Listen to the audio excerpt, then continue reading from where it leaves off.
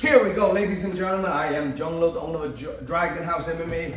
Right next to me, we have Ramon Cornejo, and hopefully I get it right. And now, Ramon, it's good to have you on board. You are going to be fighting on the amateur belt against undefeated Andrew Campos on August 19th at the Cow Palace.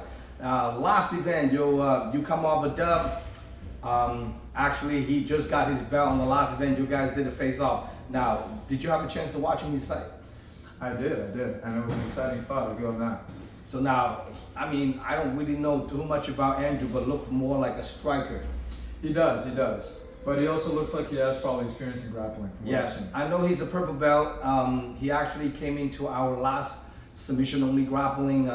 He was competing on that as well. There's quite a bit purple belt grapplers coming to our last event. So hopefully this upcoming next Sunday, another submission-only grappling. Anybody wants to join, make sure you guys register at DragonHouseMMA.com. Now, when you're watching him fight on the last event, I believe it's May 20 or something like that. Something like a couple months ago.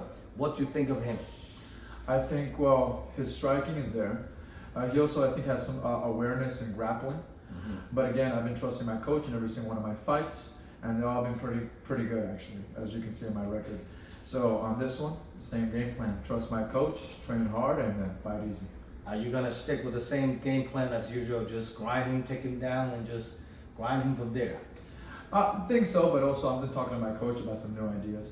We just been training, putting in the hours, and actually I'm going to be training later today, and we're going to talk about another game plan that we might just come up with for the next fight. Yeah, do you think this will be the toughest opponent so far you have faced? I think this opponent will be comparative to Rafael, because remember, if you guys see my record, I fought Rafael. He's also a striker, and actually when he fought him, all of his fights were all finished by first round knockout, and he was in it with to finish me. And actually, I was supposed to have a rematch with him, but I never came through. If you guys watched that fight, I personally think I dominated in that fight, but that day the judges didn't go with my favor.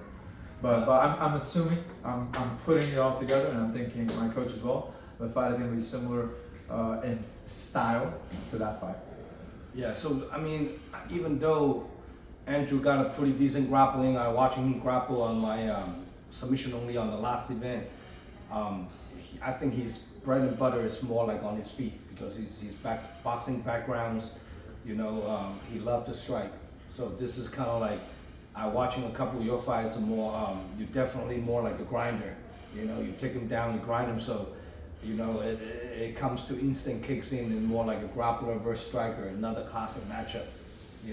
So when you're watching his striking, do you think he has a stronger striking skill set than yours if you're watching him strike?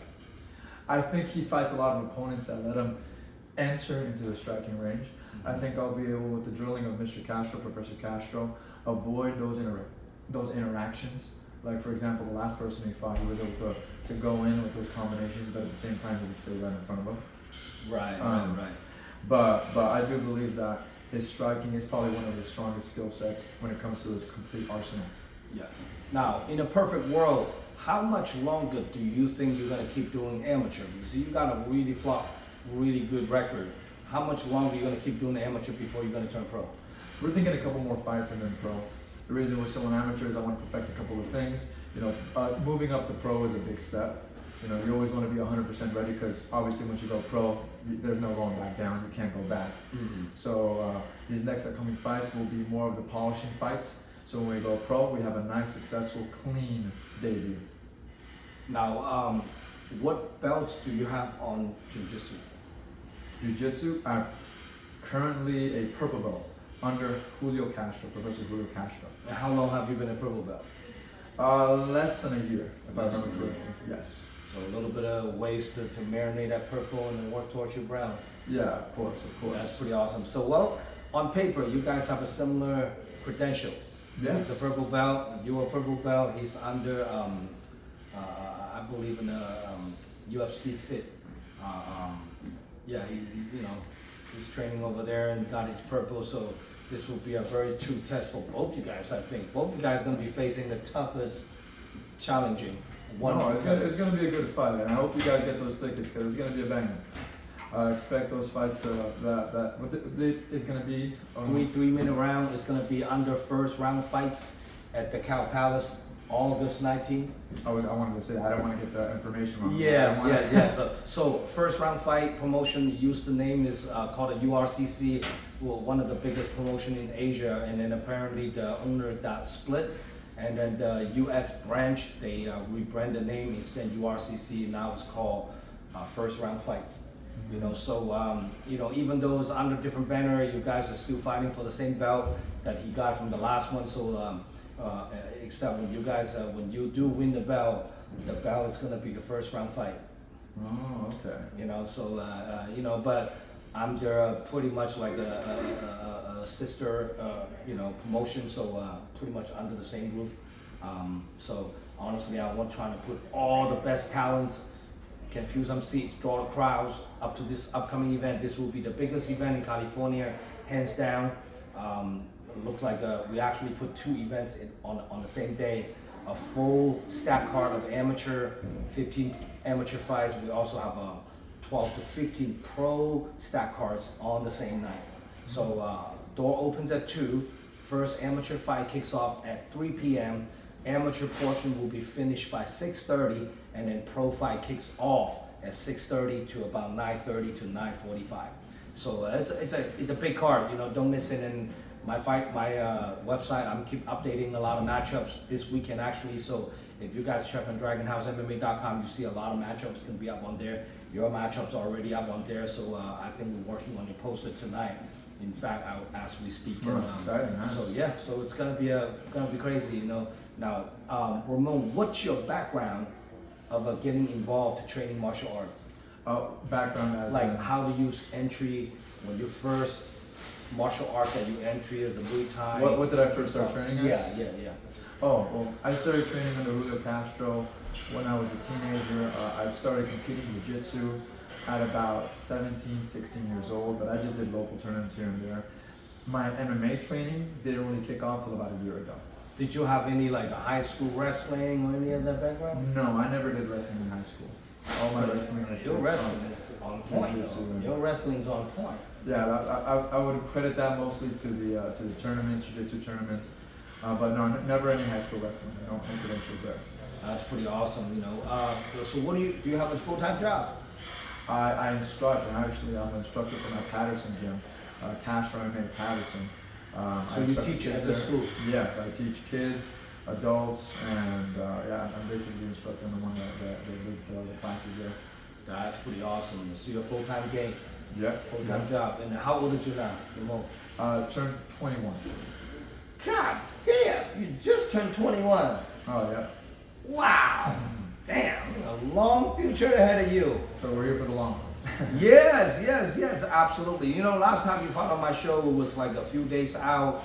We didn't really have a chance to promote you, to hype up your fight, you know, and obviously you didn't let anyone disappoint you. You comes in on point, was basically, you know, swooped the whole fight, and then you got your unanimous decision won, right? Yes, correct. Unanimous, so this is the first time I actually have a chance to interview you and get to know who you are, talk a little bit about your background, you know. So where are you born and raised? I was born in Stockton, but I was raised in Tracy, California. Wow, so you're born in Sacramento, native in the Bay Area, and then you raised more Central Valley. Central Valley, so you're native of Central Valley. Yeah, absolutely. Wow. Tracy area, 209. So 209, so now how long have you been amateur fighter? Like I said, I started fighting and training amateur about a year. A little bit over a year. So in a year, a little over a year, you have 7 amateur fights? Correct. Wow. Correct. Stay busy. No, I think that's a way to go. I mean, that's the key. That's a way to stay busy. Yes, you know, I mean, I see fights. some of the guys that fight like once a year as an amateur. Like, what's the point? And that's why my instructor and I are taking these fights. Like, for example, Campos, you know, at the end of the day, we're going to go martial arts, those fighters in there. But at the end of the day, that belt is going to go to the best martial artist, the best fighter, which I believe is me. Okay, but these fights are meant for me to prepare for us to only go pro. And I hope to make that step in a couple more fights soon. How do you see this fight is going to play out when you're fighting him? When I'm fighting him, like I said earlier, I'm sure he trains hard. I'm sure he has a lot of grappling credentials and his striking is there. But fighting MMA It's not about who's tougher, although I fought tough opponents. It's about who's the best martial artist. And with the training that I have and the coaching of Mr. Julio Castro, I believe that night that belt's going to me. How do you see you winning the fight? Like, how are you going to win this fight? You capitalize on the grappling or taking him down? How do you see yourself winning the fight? I don't want to say one thing because I see many things. I see many. My coach always gives me multiple options to win fights. So come to the show and let's see. That's pretty awesome. Now, if people want to get a hold of you, buy a ticket to come watching you fight, how can people contact you? You can contact me on my Instagram. It is @AlexAnd_Ramon, or you can contact me through my other social media platforms, which would be my Castro MMA Patterson Instagram platform, and maybe you can even put something on the corner of the screen. On Instagram. Yeah, like Instagram. Or my instructor's academy, the one that he first started, Castro MMA, and the letters are HQ as in headquarters, Tracy. That's the Tracy location. So there's Tracy and there's Patterson. You guys have 2 academies. Correct, yes. Wow. Tracy and Patterson. That's pretty awesome. Now, do you have any special loved one, training partners, supporters, coaches, sponsors that you want to shout out to? Shout out to my team, shout out to my coach Julio Castro, and shout out to anyone else who, well, I don't want to mention one because then I have to mention everyone. Yeah. But shout out to everyone who helps me throughout these camps, and also to my dad who's also there supporting me as well. Is he gonna come watching you fight? Dad and brothers, yes, they are. I believe so, yes. That's pretty awesome. So now, for more information about this upcoming fight card, check out DragonHouseMMA.com. This event is a live stream pay-per-view, also televised on two different weekends at the Filipino channel. All the details I'm gonna update it on the website.